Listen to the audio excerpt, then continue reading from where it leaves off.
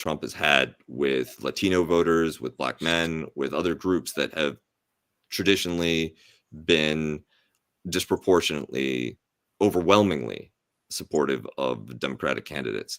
Do you think that the substance of this bill may cause a bit of a reversal of those trends, or? It's a very good question. I think that the answer to that question depends on, quite frankly, how swiftly the pain is felt because of the bill in terms of when it's passed. If the pain is felt immediately in terms of people losing healthcare coverage or access to SNAP, you're going to start to see people, even within the MAGA kind of poor white working class segments, start to rebel. You're going to start seeing people going to, their congressional district meetings with their representatives or town halls complaining about the bill, and it will come out. I think it'll come out in the midterm voting, in terms of what happens in the midterm voting, in terms of people feeling that they were betrayed by Trump. I think it's very possible. Some people are already saying that this bill could cost Trump the midterms with both chambers of Congress. I think he's already lost the House. Let's wait and see if he loses the Senate because of this as well. I mean, that's more of a stretch, but it's not an impossibility. How much do you think it matters if he loses the midterms? Let me tell you something. Normally, as you know, Kuba, for a president, losing the midterms can put a kibosh on a large part of their administrative agenda.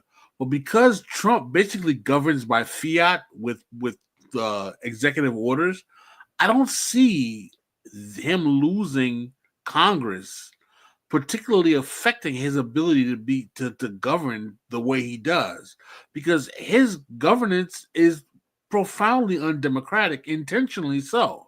He's a strong believer in the theory rule of by decree, essentially. Rule by decree, the theory of the executive presidency, so on and so forth. So I don't see how him losing the midterms affects the efficacy by which he's able to govern if he continues to rule by decree in the way that he does. So if we're also seeing that there's a willingness to arrest and prosecute members of Congress, to manhandle a California senator, not a California state senator, but an actual federal senator from California, right, for nothing worse than raising his voice at Kristi Noem during a press conference, which frankly, right, feels like a venue where you should be able to do that even without having been elected to the United States Senate. Right. Do you think that even with Democratic majorities in Congress and Senate and the Senate, there could be a meaningful check on presidential authority, especially if he gets 10,000 more ICE agents that are personally loyal to him in the way that I had described?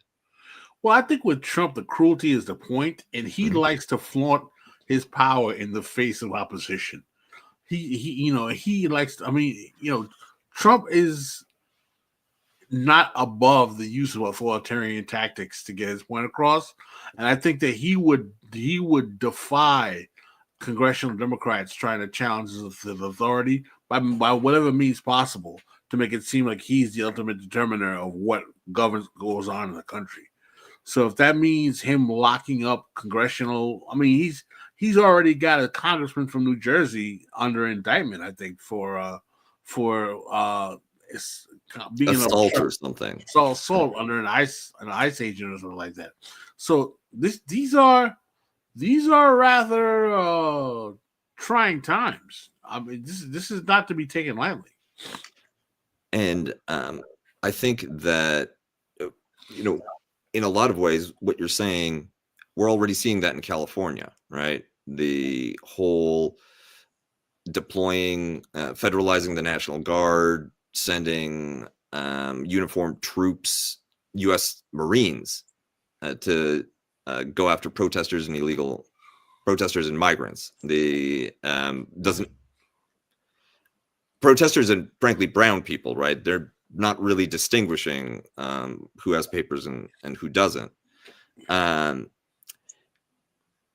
the fact that you have pushback from Mayor Bass and Gavin Newsom has only strengthened the resort to force and the defiance of the Trump administration. And what we've seen with the judiciary is, frankly, a damp squib, right? There hasn't been any appetite on the part of the Supreme Court to really pull back some of these executive powers that Trump has been usurping. Well, you saw the recent decision from the Supreme Court that made it impossible for federal court judges to hand out injunctions to Trump's decisions on birthright citizenship of all things. I mean, that's a major green light for the Trump administration to to go out and just basically, challenge the efficacy of so many years of constitutional jurisprudence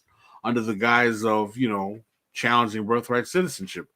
These are very, very disturbing times, and I don't think anyone should sit back and laxly and think these are normal procedures.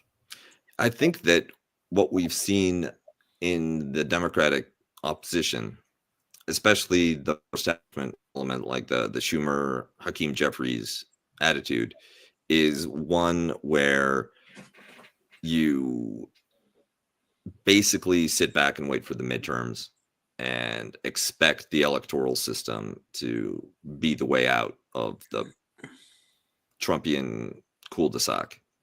But I think that there's a real underestimation. I agree with you that these are unprecedented times, that this is a situation in which we've already seen measures that respectable people thought were inconceivable. So why wouldn't there be more inconceivable measures to come? And assuming that the standard mechanisms for political readjustment, even if Trump substantially loses popularity, loses the midterm elections, is on track to lose the presidential election, why should we assume that that's going to work like it has in the past? Exactly. And this is one reason why, and I hate to hearken back to my piece in Jacobin with Ben Burgess, but why I think that the developments around the security apparatus are particularly significant here. Because if Trump is going to breach constitutional norms, as he already has done, but if he's going to do so more flagrantly and more consequentially, then you need muscle to carry out your decrees.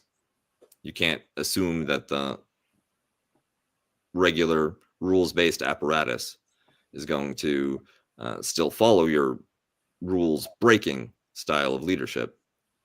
And for me, the most striking and dangerous part of this bill is the fact that it offers an incredible budgetary pool to strengthen and intensify that security apparatus in exactly the agencies and in exactly the roles that are most dedicated and loyal to Trump.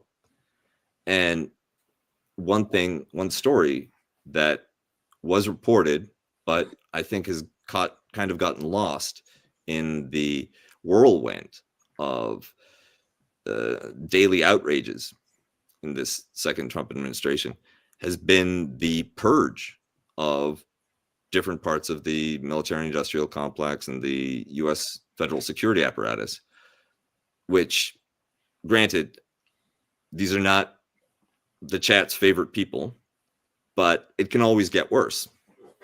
And I think that's exactly what's happened. When you look at who was fired from the NSA, fired from the FBI, who has been sidelined at the Department of Defense or removed from the Department of Defense, the cadres most likely to either overtly or surreptitiously oppose and slow walk the constitutional violations intrinsic to the MAGA agenda, well, they're gone. They're fired. They're out on their ass. And now Trump has carte blanche for 10,000 replacements from the. I wouldn't be surprised if he recruits heavily from January 6th pardonees. I mean, that's frightening to think that he would go back into that well, a well that he condemned at one point in time, a well that I think most Americans feel is where the basket of deplorables lives. What would that say if he did stick his hand back into that grab bag of goodies, if you will? Well, I think that one thing that I said to a friend of mine who I won't name, but is perhaps not a friend of the show. The type of person who complains about college protesters, who complains about pro-Palestinian groups, who complains about, first and foremost, Antifa, is that if things get really bad, it's Antifa who'll show up to try to push back. Say what you will about the radical, paramilitary elements of the left, and there's a lot to criticize them for. I mean, most of all, they're just so annoying and inefficacious. But a little like the early French resistance to Nazi occupation during World War II, the people who will be overrepresented showing up will be the annoying and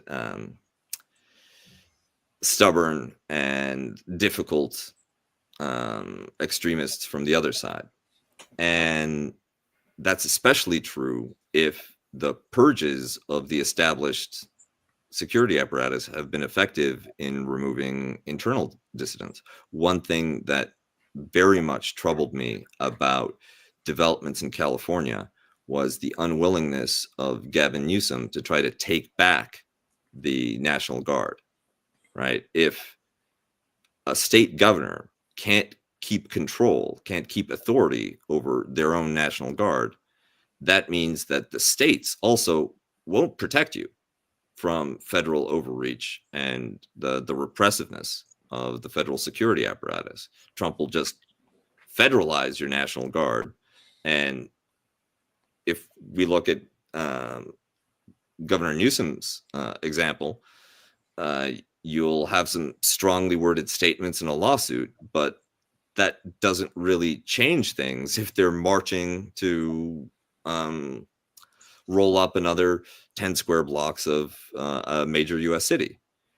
And I think that just as we've seen with previous measures by Trump, these types of moves into police state actions are kind of trial balloons. He's seeing what he can get away with. And the Democrats have shown him that he can get away with virtually everything. That's very true. It was very very dispiriting as well. Well, what does that mean with the Newsom Bass contingent, the resistance liberals, if you will, that are trying to position themselves for a 2028 presidential run? What does it mean in this moment where his resistance, if you will, is just rhetorical only? It means that the liberals have no real understanding of what they're trying to fight and how to fight it, and that frankly, that Trump is willing to rip to shreds whatever traditional mechanisms we've had in terms of law, order, society, morality, and anything else to stay in power, and that all he respects is power, and the liberals are totally unprepared in terms of how to exercise the use of power to stop him. Exactly. It's bad. It's one thing.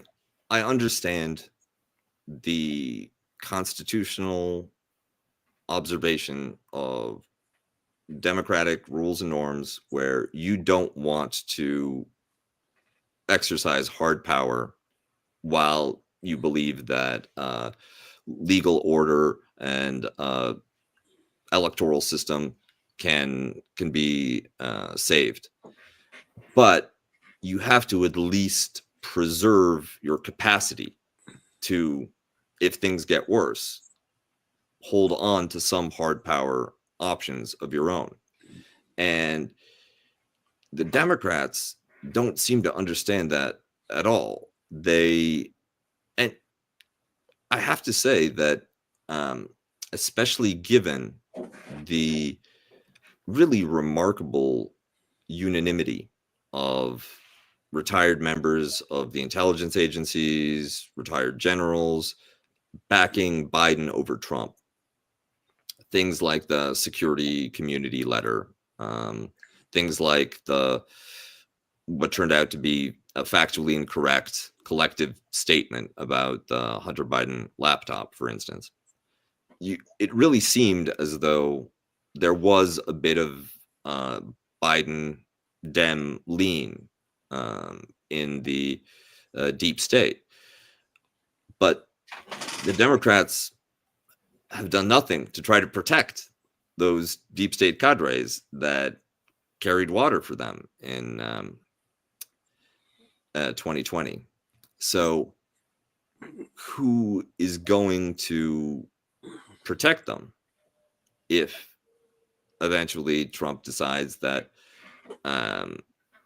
statements contrary, excessively critical of his administration or even membership in the Democratic Party is somehow equivalent to belonging to Tren de Aragua and a one-way ticket to CCOT, right? Which units of is the 101st Airborne, is the 3rd Armored Division, which generals are going to side with the forces against MAGA that want to maintain the Constitution if push comes to shove in that way. And I think that there's a deep-seated resistance to recognizing the reality of the situation, the gravity of the situation, and what's possible to happen next. I don't know what will happen next, right? I'm not suggesting that without some concerted action on the part of the democratic resistance, a consolidation of an anti-democratic MAGA forever regime is inevitable. I don't know. I don't know how things will shake out with the midterms. I don't know if a potential Democratic majority in both houses may or may not operate to try to reestablish some constraints on executive power. Maybe that'll change the behavior of the Supreme Court. Maybe that'll change the behavior of federal agencies. I don't know. All I know is that I don't see the signs that would suggest that would be effective. And I think that if the Democratic leadership is really pinning its hopes on that kind of renaissance, on that kind of opposition, then it's a matter of wishful thinking rather than realistic planning and strategy. And notice that they're more than willing to fight dirty and pull out all the stops when you're going against a socialist like Mamadi in New York City, or derailing the presidential campaigns of Bernie Sanders. But when the stakes are actually, I would say, existential for the American constitutional order, all of a sudden, right, like we all have to pin our hopes on the Senate parliamentarian doing the right thing. No, exactly. They'll crush the left. The liberals will crush the left before they will fight the right. They'll coalesce with the right, but they'll crush the left. Why do you think that is? Because they realize that they're ultimately conservative as an ideology. Liberals are not transformative. They don't challenge capitalism.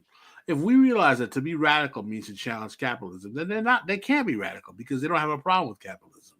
And they'll work with conservatives to preserve capitalism as much as possible. Because the left is interested in challenging capital, they have to crush it. I also think that there's a failure of imagination, and you see this too with a lot of the MAGA voters who right now are experiencing the consequences of living under a MAGA administration.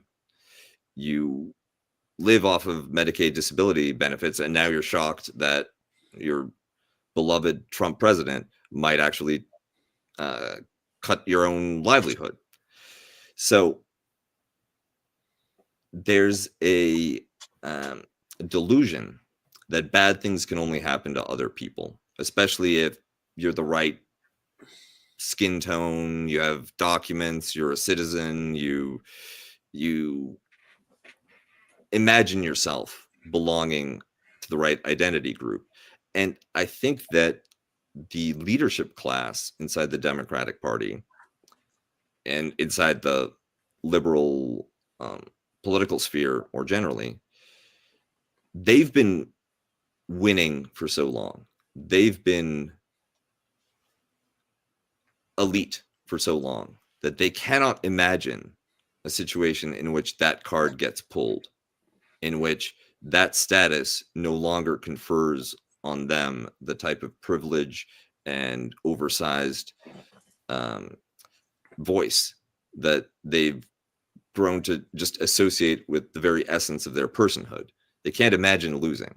And because they can't imagine losing, they tell themselves every time they lose that this really isn't it, that this isn't the end, that this is just another speed bump, right, on the arc of history bending towards justice.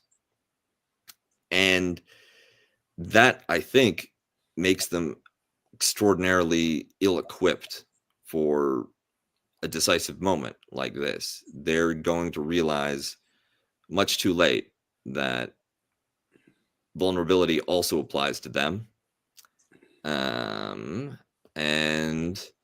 that they should have just moved to Canada when they had the chance.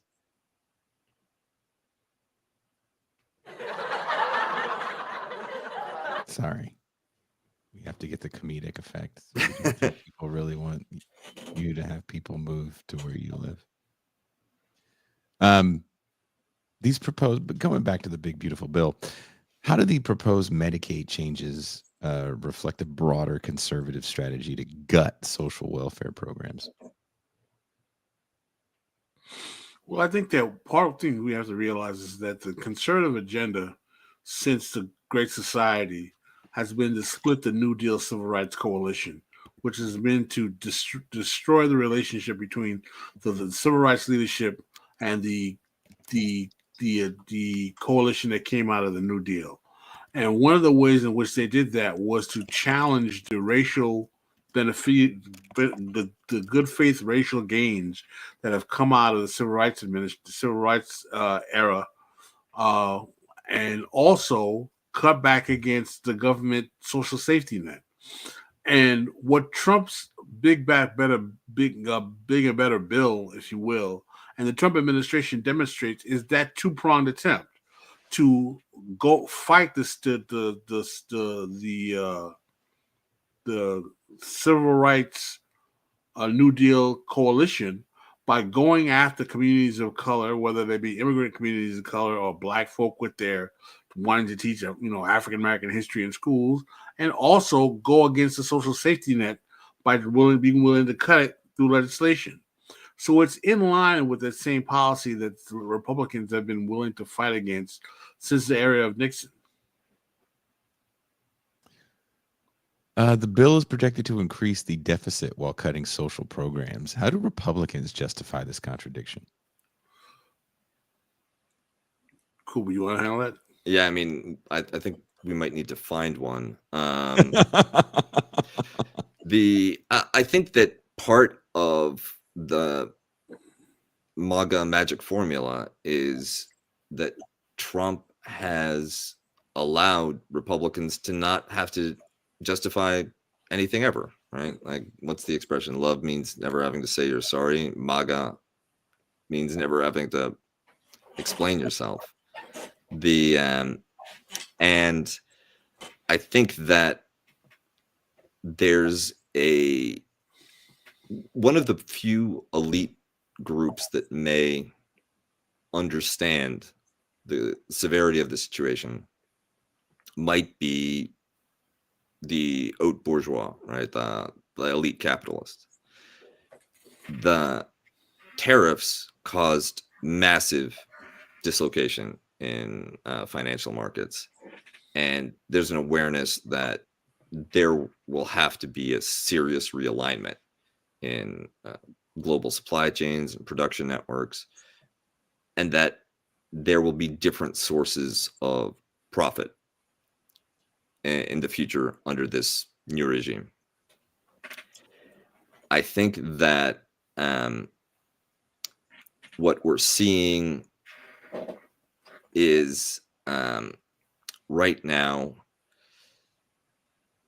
a kind of period of consideration among different parts of the financial system, different peak financial actors, over whether the real opportunities right now are in the form of collaboration and coordination within a system where having the right political connections may give you access to even more pots of money than in the past, where you might be able to deploy coercive measures against competitors, certainly against any labor elements that might prove problematic, and that the government is willing to just print and borrow money and then hand it to you, the defense contractor, hand it to you, the private security agency, hand it to you, big tech.